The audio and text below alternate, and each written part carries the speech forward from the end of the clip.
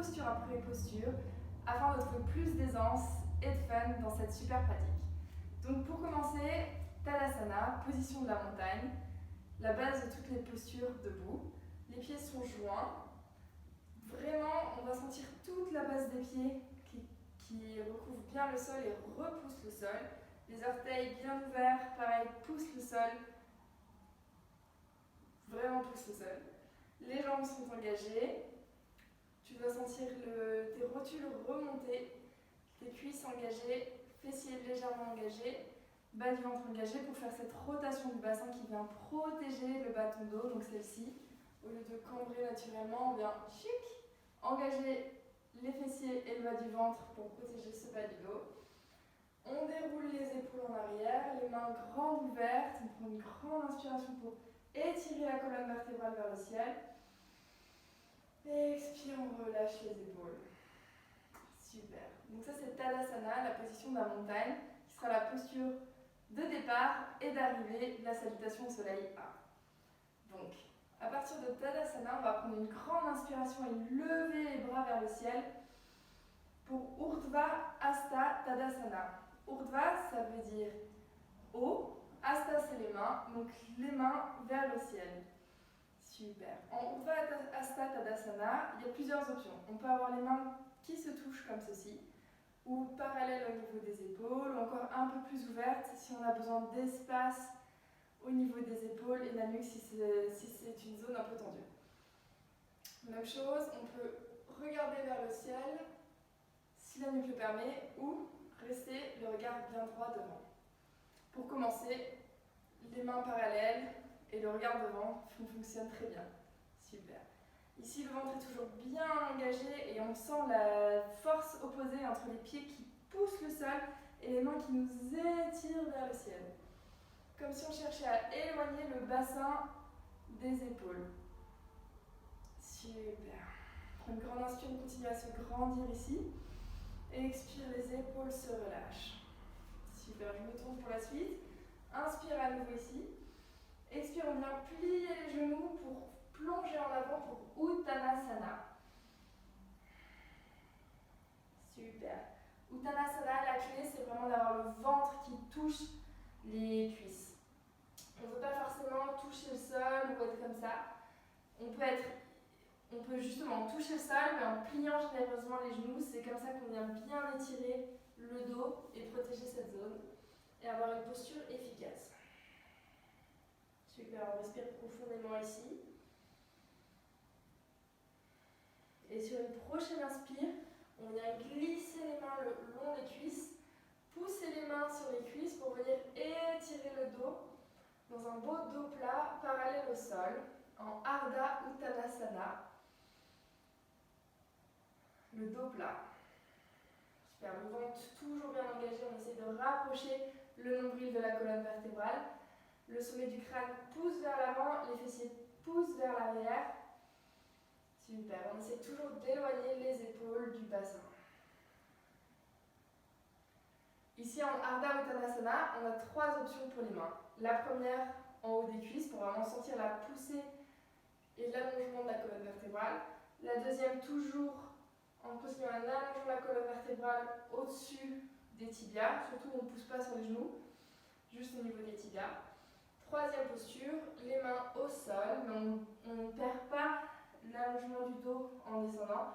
On garde vraiment cette poussée de la poitrine comme si on essayait d'apporter la poitrine et le sommet du crâne vers l'avant. Super, une grande inspire à nouveau ici, on peut être encore à ce niveau-là.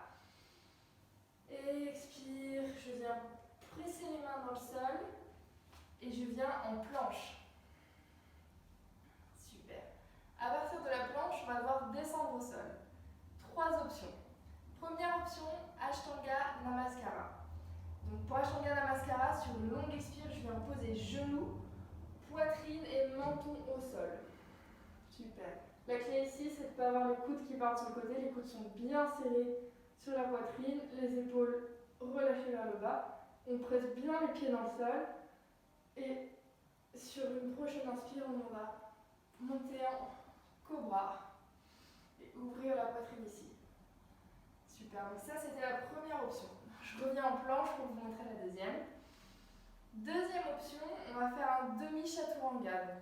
Genou au sol, je viens en demi-planche, je viens apporter mes épaules juste au-dessus de mes mains, mon ventre est bien engagé et j'ai une belle ligne droite qui part de mes genoux en passant par mon fessier, ma colonne vertébrale jusqu'au sommet du crâne. Et ici sur une expire, je viens plier les genoux, je viens plier les coudes à 90 degrés. Super, je ne descends pas plus bas. Une fois à 90 degrés, je peux relâcher dans le sol pour ensuite ouvrir sur une inspire à nouveau en cobra. Super. Et enfin, troisième et dernière option, je pars à nouveau de la planche, j'inspire en planche et cette fois-ci je descends en chaturanga complet. Donc les genoux pas au sol, les coudes bien serrés contre la cage thoracique et la poitrine ouverte en avant. Super. Donc j'expire en descendant et j'inspire pour monter la poitrine. Les coudes toujours bien serrés contre le torse, les épaules basses et relâchées, la poitrine ouverte, la nuque est longue. Ici je suis en cobra et si je veux, je peux aussi pousser en avant pour aller tenir sur l'avant de mes pieds et ouvrir la poitrine en chien tête en haut. Urdhva Mukha Svanasana. J'inspire ici. Expire, je retourne mes orteils, je presse dans mes mains pour Adho Mukha Svanasana.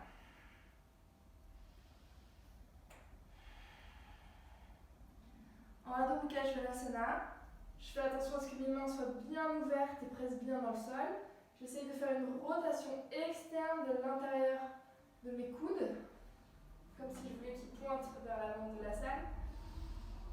Et si je veux au début, je peux bien plier les genoux pour sentir l'étirement de mon dos.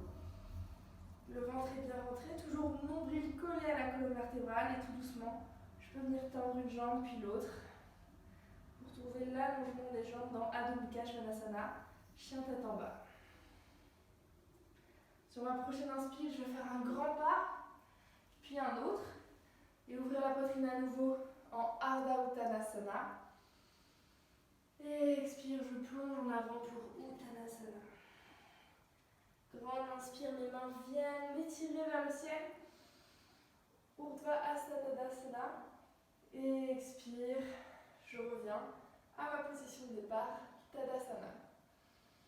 Je vais prendre quelques profondes respirations ici.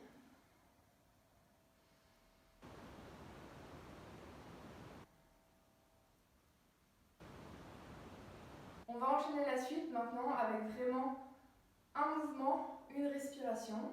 La logique est assez simple. Toutes les inspirations, généralement, c'est des mouvements ascendants qui nous tirent vers le haut, qui étirent la colonne vertébrale. Et les expirations sont des mouvements descendants. Donc souvent, on va plonger en avant ou pousser les mains en arrière pour Adho Mukha.